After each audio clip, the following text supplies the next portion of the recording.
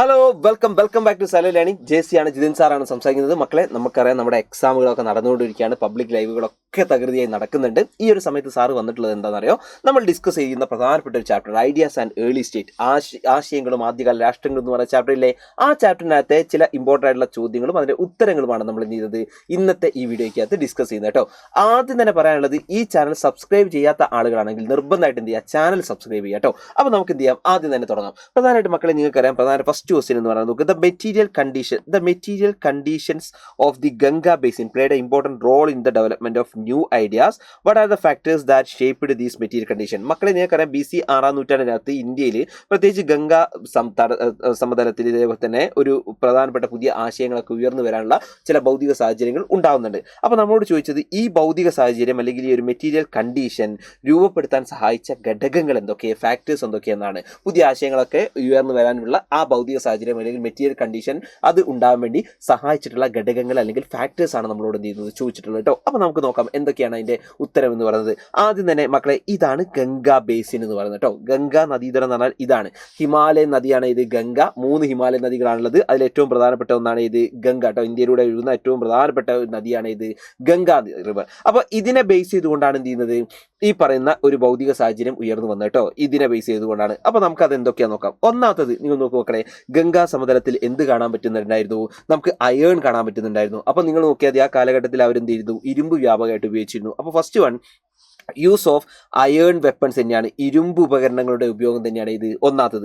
ഇനി ആ ഇരുമ്പ് ഉപകരണങ്ങൾ ഉപയോഗിച്ചുകൊണ്ട് സ്വാഭാവികമായിട്ട് അവർ എന്ത് ചെയ്തിട്ടുണ്ടാവും, കൃഷി ചെയ്തിട്ടുണ്ടാവും. അപ്പോൾ എന്താണ് അഗ്രികൾച്ചർ പ്രോഗ്രസ് തന്നെയാണ്, കൃഷിയുടെ വ്യാപനമാണ് അല്ലെങ്കിൽ കൃഷിയുടെ പുരോഗതിയാണ് ഇത് സെക്കൻഡ് വൺ എന്ന് പറയുന്നത്. ഇനി അങ്ങനെ നോക്കി മക്കളെ, കൃഷി ചെയ്യുന്നു, അങ്ങനെ കൃഷി ചെയ്ത് ഒരുപാട് വിളവുകൾ കിട്ടുന്നു. ആ വിളവുകളൊക്കെ സ്വാഭാവികമായിട്ടും ഒരു സ്ഥലത്ത് നിന്ന് മറ്റൊരു സ്ഥലത്തേക്ക് എന്ത് ചെയ്യും, അവർ കൊണ്ടുപോയി വിൽക്കും അല്ലേ. അങ്ങനെ സ്വാഭാവികമായിട്ടും കച്ചവടം ഉണ്ടാവും. അങ്ങനെ ഏതെങ്കിലും ഒരു സ്ഥലത്ത് അവർ കൊണ്ടുപോയി വിൽക്കുന്നുണ്ടെങ്കിൽ അവിടെ എന്ത് രൂപപ്പെടും, സിറ്റീസ് അല്ലെങ്കിൽ പ്രധാനപ്പെട്ട നഗരങ്ങൾ രൂപപ്പെടും. അപ്പോൾ നിങ്ങൾ നോക്കൂ, മൂന്നാമത്തെ നോക്കാം, emergence of trade and cities, വ്യാപാരങ്ങളുടെയും നഗരങ്ങളുടെയും ഉദയം. അപ്പോൾ ഇത്രയും 3 പ്രധാനപ്പെട്ട ഘടകങ്ങളാണ് ഈ പറയുന്ന ഈ ഒരു നമ്മുടെ പ്രധാനപ്പെട്ട ഈ ഒരു ഗംഗാ ബേസിൻസിൽ അല്ലെങ്കിൽ ഗംഗാ സമതലത്തിൽ പ്രധാനമായിട്ട് പുതിയ ആശയങ്ങളൊക്കെ വളർന്നു വരേണ്ടായ ആ സാഹചര്യം ഉണ്ടല്ലോ, അത് രൂപപ്പെടുത്തിയത് ഈ പ്രധാനപ്പെട്ട 3 ഘടകങ്ങളാണ്. അപ്പോൾ ഇത് നിർബന്ധമായിട്ട് മക്കൾ എന്ത് ചെയ്യണം, പഠിച്ചു വെച്ചോളൂ കേട്ടോ. ഇത് നിർബന്ധമായിട്ട് പഠിച്ചു വെച്ചുകൂടാ.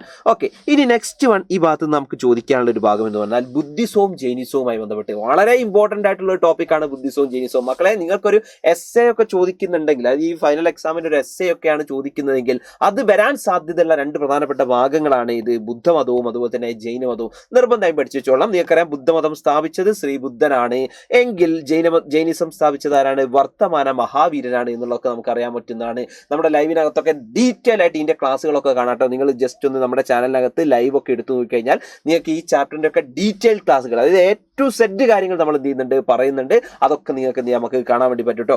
ആദ്യം തന്നെ നമുക്ക് ജൈനിസവുമായി ബന്ധപ്പെട്ട് എന്ത് ചെയ്യാം, കുറച്ച് ചോദ്യങ്ങളിലേക്ക് നമുക്ക് എന്ത് ചെയ്യാം, ആദ്യം തന്നെ പഠിക്കാം. ജൈനിസവുമായി ബന്ധപ്പെട്ട ചോദ്യം അല്ലേ. ജൈനിസവുമായി ബന്ധപ്പെട്ട ചോദ്യം ഇതാണ്: what are the doctrine promoted by Jainism?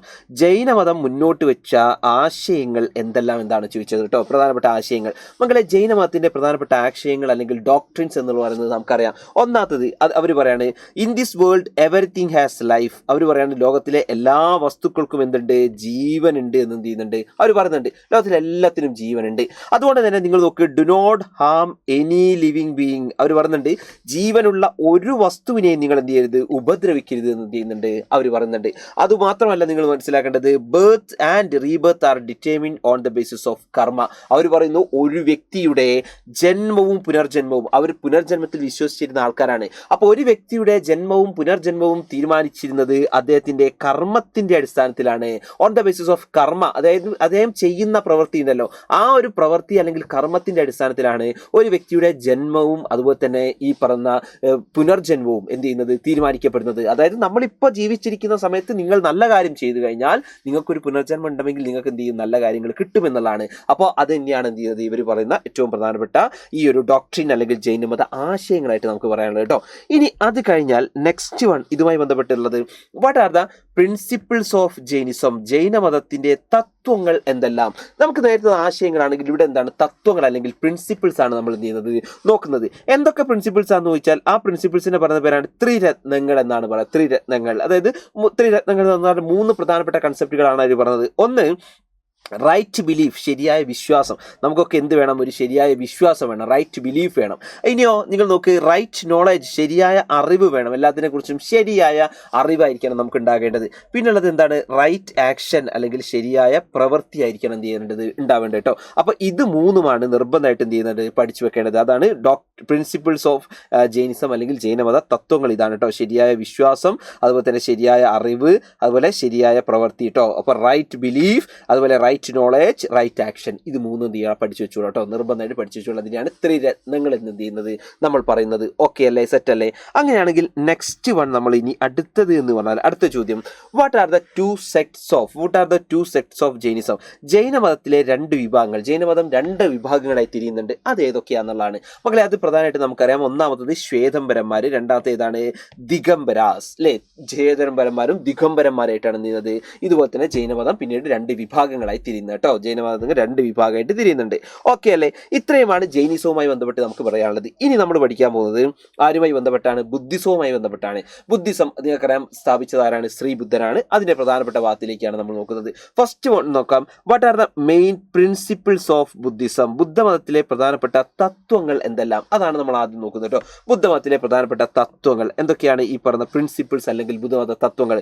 അതിൽ ഒന്നാമത്തത് പറയുന്നത്, ബുദ്ധൻ പറയുന്നു life is full of sorrow എന്ന് പറയുന്നു. ജീവിതം എന്ന് പറഞ്ഞാൽ ദുഃഖമയമാണ് എന്നാണ് എന്ത് ചെയ്യുന്നത്? അദ്ദേഹം പറയുന്നത്. ജീവിതം എന്ന് പറഞ്ഞാൽ ദുഃഖമയമാണ്. രണ്ടാമത്തത് അവർ പറയുന്നു, ഈ ദുഃഖത്തിനൊക്കെ കാരണം എന്ന് പറഞ്ഞാൽ desire is the cause of sorrow. ആശയാണ് ദുഃഖത്തിന്റെ കാരണം. അതായത് നമ്മൾ ഭയങ്കരമായിട്ട് ആശിക്കുന്നുണ്ടല്ലോ, ആ ആശയാണ് ദുഃഖത്തിന്റെ കാരണം എന്ന് എന്ത് ചെയ്യുന്നു? അദ്ദേഹം പറയുന്നു. അടുത്തതാവും നിങ്ങൾ നോക്ക്, ഈ പറയുന്ന നോക്ക്, if desire is destroyed sorrow will disappear. അദ്ദേഹം പറയാണ്, നിങ്ങൾ ആശയെ നശിപ്പിച്ചു കഴിഞ്ഞാൽ, ആശ നിങ്ങൾ ഇല്ലാതാക്കി കഴിഞ്ഞാൽ സ്വാഭാവികമായിട്ട് നിങ്ങൾക്ക് എന്തില്ലാതാവും? നിങ്ങളുടെ ദുഃഖം ഇല്ലാതാവും എന്ന് ചെയ്യുന്നു അദ്ദേഹം പറയുന്നു. ഇനി അദ്ദേഹത്തിന് ഒരു പ്രധാനപ്പെട്ട ഒരു കാര്യം കൂടി അവർ പറയുന്നുണ്ട്. To achieve these and we can follow the 8-fold path. അവർ പറയാണ് പ്രധാനമായിട്ട് നിങ്ങൾക്ക് ഇതൊക്കെ അനുഷ്ഠിക്കണമെങ്കിൽ നിങ്ങൾ എന്ത് ചെയ്താൽ മതി? അഷ്ടാംഗ മാർഗം എന്ത് ചെയ്താൽ മതി? ഫോളോ ചെയ്താൽ മതി എന്ന് പറയുന്നു. അപ്പോൾ ഇത്രയുമാണ് പ്രധാനമായിട്ട് ബുദ്ധിസ്റ്റ് പ്രിൻസിപ്പിൾസ് അല്ലെങ്കിൽ ബുദ്ധമത തത്വങ്ങൾ. അപ്പം ബുദ്ധൻ പറയുന്നു ജീവിതം എന്ന് പറഞ്ഞാൽ ദുഃഖമയമാണ്, life is full of sorrow. അദ്ദേഹം പറയുന്നു ജീവിതത്തിൽ ദുഃഖത്തിന്റെ കാരണം ആശയാണ്, desire is the cause of sorrow എന്ന് അദ്ദേഹം പറയുന്നു. അതേപോലെ തന്നെ ഈ ആശയെ ഇല്ലാതാക്കി കഴിഞ്ഞാൽ, if desire is destroyed sorrow will disappear. ആശയെ നശിപ്പിച്ചാൽ ദുഃഖം ഇല്ലാതാക്കാം. ഇനി അദ്ദേഹം പറയുന്നു ഇതിന് നിങ്ങൾ എന്ത് ചെയ്യണം? നിങ്ങൾ അഷ്ടാംഗ മാർഗം നിങ്ങൾ ഫോളോ ചെയ്യണം അല്ലേ? നിങ്ങളോട് പറയാണ് the 8-fold path should be followed അല്ലേ? നിങ്ങൾക്ക് ഇതിനൊക്കെ വേണ്ടിയിട്ട് അഷ്ടാംഗ മാർഗം എന്ത് ചെയ്താൽ മതി? ഫോളോ ചെയ്താൽ മതി. അപ്പോൾ സ്വാഭാവികമായിട്ട് അഷ്ടാംഗ മാർഗവുമായി ബന്ധപ്പെട്ട് ചോദ്യങ്ങൾ എന്ത് ചെയ്യാൻ വരാൻ പറ്റും അല്ലേ? അടുത്ത് നിങ്ങൾ നോക്കി, ബുദ്ധന്റെ പ്രധാനപ്പെട്ട അഷ്ടാംഗ മാർഗവുമായി ബന്ധപ്പെട്ട ഒരു ചോദ്യമാണ്. ചോദ്യം ഇതാണ്, the 8-fold path of Buddha guide us to bring a meaningful direction to our daily lives. What are the 8-fold concept of 8-fold path? മക്കളെ ശ്രദ്ധിക്കണം, ബുദ്ധന്റെ അഷ്ടാംഗ മാർഗം നമ്മുടെ ദൈനംദിന ജീവിതത്തിലേക്ക് അർത്ഥവത്തായ ദിശ കൊണ്ടുവരാൻ നമ്മെ നയിക്കുന്നു. അഷ്ടാംഗ മാർഗത്തിലെ 8 ആശയങ്ങൾ ഏതൊക്കെയാണ് എന്നാണ് ചോദിച്ചത്. 8 പഠിച്ചില്ലെങ്കിൽ മിനിമം ഒരു 4 നിർബന്ധം പഠിച്ചു കേട്ടോ. അഷ്ടാംഗമാർഗത്തിലെ പ്രധാനപ്പെട്ട കൺസെപ്റ്റുകളാണ്. ഒന്നാമത്തത് റൈറ്റ് വിഷൻ അല്ലെങ്കിൽ ഇത് ശരിയായ വീക്ഷണമാണ്. രണ്ടാമത്തത് റൈറ്റ് ഇൻറ്റൻഷൻ, ശരിയായ ചിന്തയാണ് ഇത് സെക്കൻഡ് വൺ. ഇനി മൂന്നാമത്തത് റൈറ്റ് സ്പീച്ച് അല്ലെങ്കിൽ ശരിയായ വാക്കാണ്. പിന്നെ നെക്സ്റ്റ് വൺ റൈറ്റ് ആക്ഷൻ അല്ലെങ്കിൽ ശരിയായ പ്രവൃത്തി വേണം. അതുപോലെ നമുക്ക് റൈറ്റ് ലിവ്ലിഹുഡ് അല്ലെങ്കിൽ ശരിയായ ജീവിതം വേണം.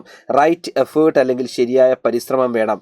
റൈറ്റ് അവയർനെസ് അല്ലെങ്കിൽ ശരിയായ സ്മരണ വേണം. അതുപോലെ റൈറ്റ് മെഡിറ്റേഷൻ അല്ലെങ്കിൽ ശരിയായ ധ്യാനം വേണം. ഇത് 8 എന്ത് ചെയ്യണം? വേണം. ഈ 8 നമ്മൾ അഷ്ടാംഗ മാർഗം അല്ലെങ്കിൽ 8-fold പാത്ത് എന്ന പേരിൽ നമ്മൾ പഠിച്ചു വെക്കുന്നത്. ഓക്കെ ആണോ? സെറ്റാണോ? അപ്പോൾ മക്കളെ ഇത്രയുമാണ് നമുക്ക് ഇന്നത്തെ ഈ ഒരു ക്ലാസ്സിനകത്ത് നമ്മൾ നീങ്ങുന്നത് പറയുന്നത് കേട്ടോ. അതുകൂടാതെ ഒരൊറ്റ കൂടി ഒന്ന് നമുക്ക് പറയാം, ഒറ്റ ചോദ്യം കൂടി പറയാം. നോക്ക്, what are the 2 sects of Buddhism? ബുദ്ധമതത്തിലെ 2 വിഭാഗങ്ങൾ ഏതൊക്കെ? നമ്മൾ ജൈനിസം പഠിച്ചല്ലോ, അതേപോലെ ഇതിനകത്തും ഉണ്ട് 2. അതിലൊന്നാണ് മഹായാനം എന്നും രണ്ടാമത്തെ ഏതാണ്? ഹീനയാനം എന്നും. ഹീനയാനം അതുപോലെ തന്നെ മഹായാനം കേട്ടോ. 2 ഹീനയാനവും അതേപോലെ തന്നെ എന്താണ്? മഹായാനവുമാണ് എന്ത് ചെയ്യുന്നത് ഉള്ളത് കേട്ടോ. ഓക്കെ, ഇനി എനിക്ക് പറയാനുള്ളത് മക്കളെ, അടുത്ത് നമ്മൾ 10ാം ക്ലാസ്സിലേക്കകത്താണ് നമ്മൾ പോകുന്നത്. നിങ്ങൾക്കറിയാം ടെക്സ്റ്റ് ബുക്ക് മാറും. നിങ്ങൾ 9ൽ അനുഭവിച്ചതിനേക്കാൾ വലിയൊരു പ്രതിസന്ധിയിലേക്കാണ് 10ാം ക്ലാസ്സിലും അനുഭവിക്കുക. കാരണം വലിയ കണ്ടന്റുകളൊക്കെ അടങ്ങിയിട്ടുള്ള ചാപ്റ്റർ ആയിരിക്കും വരുന്നത്, സ്വാഭാവികമാണ്. അപ്പോൾ അതിനൊക്കെ നിങ്ങൾക്കൊരു സ്ട്രെസ് ഫ്രീ ആയിട്ട് വളരെ നിങ്ങൾക്ക് കൂളായിട്ട് ഒരു ടെൻഷനും ഇല്ലാതെ പഠിക്കാൻ വേണ്ടി സൈലത്തിൻ്റെ എന്തുണ്ട്? അസ്ത്ര ബാച്ച് നിങ്ങളെ കാത്തിരിക്കുന്നുണ്ട്. അസ്ത്ര ബാച്ചിൽ ജോയിൻ ചെയ്ത് കഴിഞ്ഞാൽ ഓൾറെഡി ഇപ്പോൾ നിഞ്ചയിലൊക്കെ ഉള്ള ആളുകൾക്കാണെങ്കിൽ നിർബന്ധമായിട്ട് നിങ്ങൾക്കറിയാം എങ്ങനെയാണ് അവിടുത്തെ ക്ലാസ്സുകൾ, എങ്ങനെയാണ് പ്രധാനമായിട്ട് നിങ്ങൾക്ക് എങ്ങനെയൊക്കെയാണ് നിങ്ങളെ സഹായിക്കുന്നത്. ഇല്ലേ, നിങ്ങൾക്കറിയാം എക്സാമുകൾ ഉണ്ടാവും, അതുപോലെ തന്നെ ക്ലാസ്സുകളൊക്കെ തന്നെ നിങ്ങൾക്ക് ലൈവ് ക്ലാസ്സുകളായിരിക്കും. നിങ്ങൾക്ക് ഇവൺ നിങ്ങൾക്ക് ഒരു ചോദ്യം നിങ്ങൾക്ക് ടീച്ചേഴ്സിനോട് ചോദിക്കണമെങ്കിൽ പോലും ഉണ്ടെങ്കിൽ അതിനുള്ള ഓപ്ഷൻസ് വരെ നമുക്ക് എന്ത് ചെയ്യുന്നുണ്ട്, സൈലത്തിന്റെ ആപ്പുകളിൽ നിങ്ങൾക്ക് അവൈലബിൾ ആണ്. അതുകൊണ്ട് തന്നെ എല്ലാ ആൾക്കാരും തന്നെ പെട്ടെന്ന് എന്ത് ചെയ്യുക, അതുപോലെ തന്നെ സൈലത്തിന്റെ ആപ്പിലേക്ക് എന്ത് ചെയ്യുക, പെട്ടെന്ന് ജോയിൻ ചെയ്ത് കഴിഞ്ഞാൽ നിങ്ങൾക്ക് മനസ്സിലാകേണ്ടത് ഏറ്റവും നിങ്ങൾക്ക് എഫക്റ്റീവായിട്ട് ടെൻഷൻ ഫ്രീ ആയിട്ട് എന്ത് ചെയ്യാം, പഠിക്കാം. കുറഞ്ഞ പൈസ മാത്രമാണുള്ളത്. അപ്പോൾ താഴെ കാണുന്ന നമ്പറിലൊക്കെ വിളിച്ച് എന്ത് ചെയ്യുക, വേഗം ജോയിൻ ചെയ്യുക. സോ മക്കളെ അടിപൊളിയാക്കി ഈ വരുന്ന ഒരു അക്കാഡമിക് ഇയർ അടിപൊളിയാക്കി ഉഷാറായിട്ട് അടുത്ത വർഷം നമുക്ക് ഫുൾ A+ നമുക്ക് എന്ത് ചെയ്യണം, നേടണം. So thank you everyone, thank you. നിർബന്ധമായിട്ട് നിങ്ങൾ നിങ്ങളുടെ കമന്റുകൾ എന്ത് ചെയ്യണം, ഇതിനകത്ത് രേഖപ്പെടുത്തണം. സോ മക്കളെ കാണാം. Bye everyone, by.